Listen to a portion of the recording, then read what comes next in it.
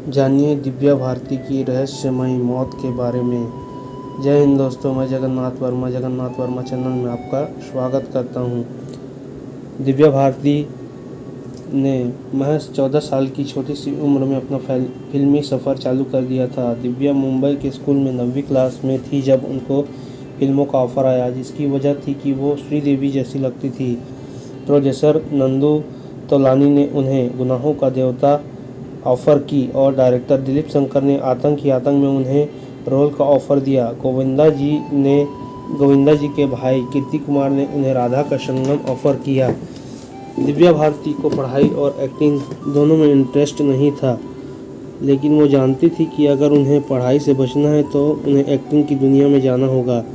राधा के संगम से वह बाहर हो गई। फिर उन्हें प्रेम और सुभाष घई की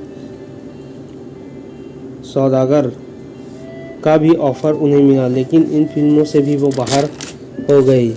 एक दिन बोनी कपूर जी ने उन्हें उनकी मां के साथ स्टूडियो बुलाया। डायरेक्टर ने उन्हें फिल्म की ऑफ़र किया और दिव्या की मां ने मना कर दिया। जैसे जैसे मां ने दिव्या को मनाया, वो हैदराबाद गई। उनको लगा नहीं था कि सच में कोई शूटिंग होगी या इतनी जल्दी होगी। जब उनको पता चला कि उनकी shooting south actor Venkatesh sir के साथ है, वह स्तब्ध रह गई। सन 1990 में गोपाली राजा उस समय की एक बड़ी हिट फिल्म बन गई। उसके बाद दिव्या ने 10 फिल्में साउथ की, फिर उन्हें बॉलीवुड से फिल्मों के ऑफ़र आने शुरू हो गए। दिव्या की डेब्यू फिल्म बॉलीवुड की 1992 में आई विश्वात्मा थी। फिल्म नहीं चली, लेकिन इसका गाना सात समंदर पार मैं तेरे पीछे पीछे आ गया बहुत बड़ा हिट हुआ। अपने कैरियर में दिव्या ने 10 तेलुगु और 12 हिंदी फिल्मों में काम किया। 1992 में विश्वात्मा, 16 और शबनम, दिल का क्या कसूर, ये तीनों फिल्में लगातार 3 हफ्तों में रिलीज हुई। 1992 में साजिद नाडियावाला गोविंदा से मिलने आए, तब गोविंदा ने उन्हें दिव्या भारती से मिलवाया। यही से उनकी दोस्ती की शुरुआत हुई। फिर तो साजिद और दिव्या सेट्स पर मिलने लगे, दोस्ती प्यार में बदल गई और 18 साल की होने पर दिव्या ने साजिद से शादी का फैसला लिया। दिव्या ने 1992 में साजिद के साथ निकाह पढ़वाया और अपना धर्म बदलकर सना साजिद नाडियावाला रखा। शादी की जानकारी दिव्या ने अपने मां को तो दी, लेकिन पिता से 4 महीने शादी की बात को छुपाया। शादी की बात हम लोगों और मीडिया को नहीं बताया गया, क्योंकि इस शादी का असर उनके कैरियर पर पड़ सकता था। दिन बीतते गए। एक दिन ऐसा भी था जिसे किसी ने सोचा नहीं था। 5 अप्रैल 1993 दिव्या भारती बांद्रा में 4 BHK फ्लाइट लेने के लिए ब्रोकर के साथ गई। डील पक्की हो गई और दिव्या बहुत खुश थी। दिव्या अपने घर वालों को और अपने भाई कुणाल से बहुत प्यार करती थी। सबसे पहले जो दिव्या ने गाड़ी ली थी वह अपने भाई कुणाल के लिए ली थी। अगले दिन शूटिंग था पर वह नहीं जा सकी। उन्होंने अगले दिन शूटिंग के लिए जाने के लिए कहा। साजिद का उन्हें फ़ोन आया कि उन्हें फिल्म आंदोलन के लिए मॉरिशस जाना है। फैशन डिज़ाइनर नीता लुल्ला उनके घर आई। दिव्या घर पहुंचती है। नीता लुल्ला अपने पति के साथ वहां रहती है। साजिद फिल्म आंदोलन के लिए डिस्ट्रीब्यूटर से मिलने चले जाते हैं। घर में 4 लोग होते हैं, दिव्या, डॉक्टर श्याम लुल्ला, नीता लुल्ला और दिव्या की मेड अमृता कुछ बना रही होती है और तीनों शराब पीने लगते हैं। पुलिस को दिए बयान में डॉक्टर श्याम लुल्ला ने कहा कि हम लोग टीवी देख रहे थे। दिव्या अपने बालकनी के कमरे के पैराफीट पर बैठ गई। दिव्या का मुंह अंदर की तरफ और पीठ बाहर की तरफ था। अचानक उनका बैलेंस बिगड़ा और वह सीधे 5वीं मंजिल से कंक्रीट के फ्लोर पर धड़ाम से गिर पड़ी। नीचे जोरदार धड़ाम की आवाज़ सुनकर कुछ लोग बाहर आते हैं। तुलसी अपार्टमेंट के लोग दिव्या को लेकर कुपर हॉस्पिटल जाते हैं। दिव्या की सांसें चल रही थी। मेड अमृता और नीता लुल्ला दिव्या के घर वालों को खबर देती हैं। डॉक्टर उन्हें मृत घोषित कर देते हैं। उस दिन जो भी हॉस्पिटल में हुआ उसका आंखों देखा हाल राय रेबोरो को जो एक जर्नलिस्ट है उन्होंने अपनी रिपोर्ट में दिया। स्टारडस्ट में छापा था। राय रेबोरो को जब एक खबर मिली यह खबर मिली तो वो उस रात ऊपर हॉस्पिटल गए। रात 1:30 बजे हॉस्पिटल में बहुत ही कम लोग थे। हॉस्पिटल के ट्राली पर दिव्या की लाश थी। उनके पिता ओम प्रकाश भारती अपनी 19 साल की बेटी को खोकर अपना होश खो बैठे थे। वे रो रहे थे। उनके बेटे कुणाल उन्हें संभाले थे। फिर वह रोने लगा। कुणाल ने कहा कि दिव्या भारती डिप्रेस थी, मुझे उन्हें अकेला छोड़कर नहीं जाना था। 3:45 पर उनकी मां हॉस्पिटल पहुंचती है। कुणाल और उसके पिता दिव्या की मौत के लिए उसकी मां को जिम्मेदार ठहराते हैं। दिव्या की मां चुप रहती है। 1 घंटे बाद साजिद हॉस्पिटल पहुंचते हैं। साजिद गिर जाते हैं। उनके मुंह से झाग निकलता है। डॉक्टरों को लगता है कि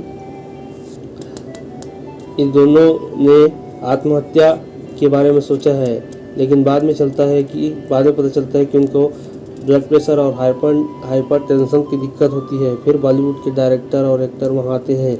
राजीव मवानी आते हैं, मुरानी ब्रदर्स, बोनी कपूर, गोविंदा, संजय कपूर, सैफ अली खान, कमल सदाना भी पहुंचते हैं। मुंबई पुलिस भी आती है। उन्होंने पूछताछ की। हादसे के 2 गवाह नीता लुल्ला और डॉक्टर श्याम लुल्ला ने कहा यह सब इतनी जल्दी हुआ कि वो नहीं कह सकते कि दिव्या कूदी थी या वह गिर गई। साजिद के पिता ने कहा अभी साजिद की दिव्या से शादी नहीं हुई है और 3 महीने बाद वो शादी करने वाले हैं। दिव्या के करीबी दोस्तों ने बताया कि दिव्या उस दिन बहुत परेशान थी। उस दिन उन्होंने शूटिंग कैंसिल किया और घर के लिए शॉपिंग भी की। फिर वह एक पार्टी में गई। वहां उसने जमकर शराब पी। घर में साजिद से उनका झगड़ा हुआ। झगड़ा यहाँ तक बढ़ गया कि गुस्से में दिव्या ने कहा अगर 10 मिनट में तुम यहाँ नहीं पहुँचते तो मुझे फिर नहीं देख पाओगे।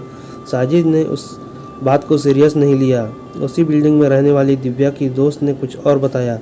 साजिद और दिव्या का झगड़ा हुआ। साजिद दिव्या से बहुत नाराज थे। उसी को लेकर वह दिव्या पर चिल्ला रहे थे। दिव्या शराब पीकर आई। उसने नींद की गोलियां खा ली। फिर साजिद ने डॉक्टर श्याम लुल्ला को फ़ोन किया और दिव्या का इलाज करा रहे थे। डॉक्टर और उनकी पत्नी रात 11 बजे पहुंचे। साजिद और दिव्या उस वक्त भी झगड़ रहे थे।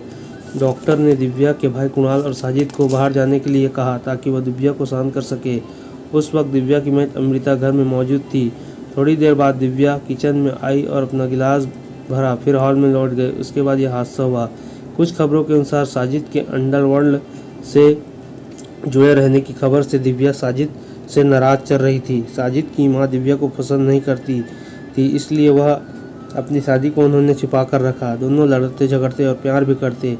दूसरे दिन कपूर हॉस्पिटल में पोस्टमार्टम पूरा हुआ। साजिद ने मुस्लिम रीति रिवाज से दफनाने की बात कही। साजिद की मां ने इनकार किया। दिव्या की मां से उनकी मर्जी जानना चाहा।